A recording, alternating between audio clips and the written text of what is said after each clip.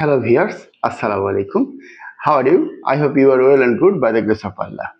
আজকে আরেকটি ফ্রেজ বা সুইটেবল ওয়ার্ড নিয়ে কথা বলবো, খুবই পরিচিত, as soon as, অর্থাৎ যেই মাত্র, বা আমরা যেটা বলি না কেন।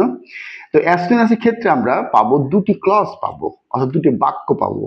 সেটা হতে পারে পাস্ট পাস্ট পাস্ট পাস্টটা বেশি বেশি হয়, মানে প্রথম ক্লজ যদি পাস্ট ইনডিফিনিট হয়, পরেরটা পাস্ট ইনডিফিনিট হয়। প্রথম ক্লজ যদি প্রেজেন্ট হয়, পরেরটা প্রেজেন্ট হয়। এক্ষেত্রে আমরা অনেক সময় প্রেজেন্ট এবং ফিউচারে পাই।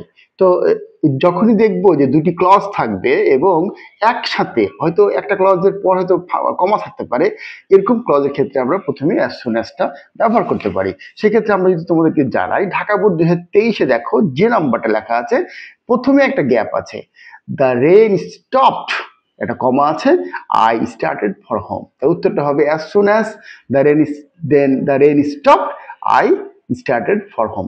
ঢাকা বোর্ড 2022-এ যদি দেখো, তাহলে দেখো লেখা আছে যে he is not at home now, as soon as he returns I will ring you.